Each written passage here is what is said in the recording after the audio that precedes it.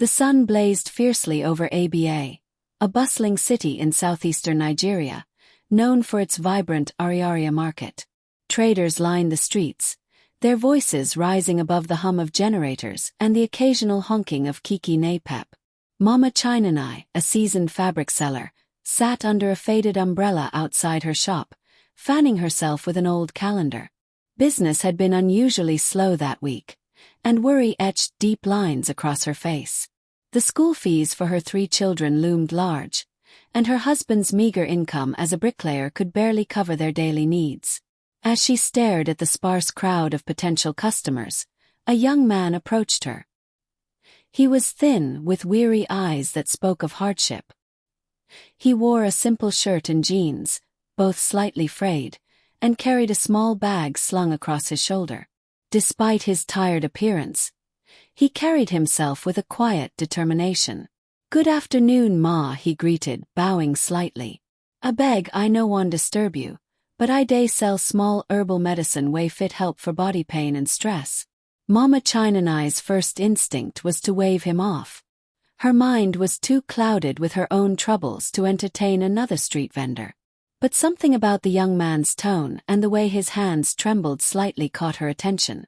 She hesitated, her lips parting to dismiss him, but he quickly reached into his bag and pulled out a small piece of paper. "No vex, just take this small message. It fit make you smile." Curiosity piqued. Mama Chinenye accepted the note and unfolded it. Written in neat, deliberate handwriting were the words, "No matter how tough today be, tomorrow fit bring better hope. God day your back." She stared at the words for a long moment, her throat tightening.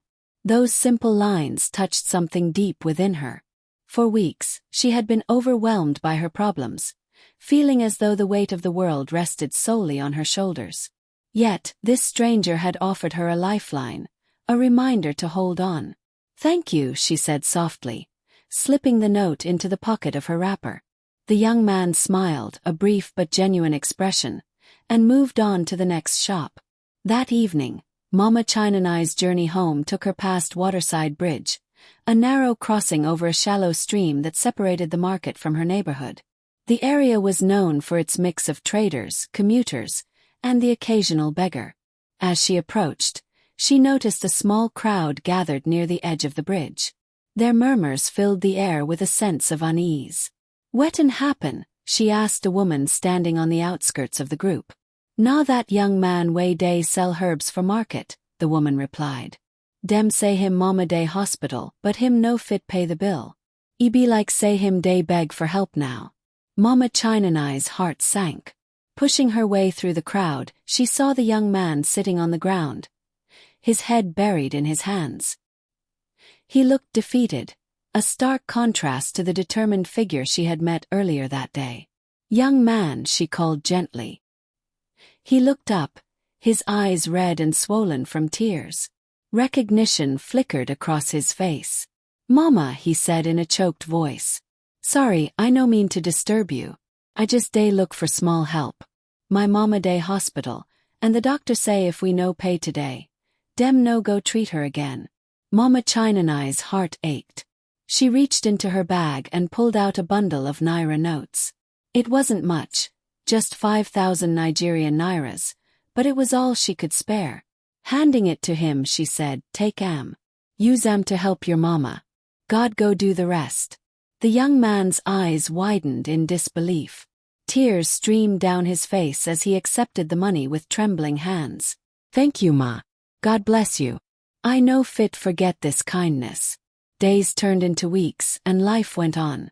Mama Chinenye often thought about the young man, wondering if his mother had recovered. Business began to pick up, and her worries about school fees eased. She attributed it to divine favor, a blessing for her small act of kindness. One afternoon, as she was arranging new fabrics in her shop, a well-dressed man entered. He wore a crisp shirt and trousers, his polished shoes clicking against the concrete floor. His face looked familiar, but she couldn't place him. "Good afternoon, Ma," he greeted with a wide smile. "You fit no remember me, but I no go ever forget you." Mama Chinenye squinted, trying to recall where she had seen him before. "Nami Emeka," he said. "The boy way you help for Waterside Bridge. That money way you give me save my mama life. After she recover I put my mind for work.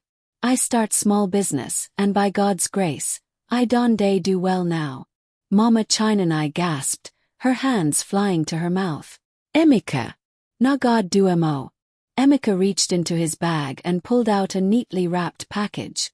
"This na small gift for you, ma. No go ever reach wetin you do for me.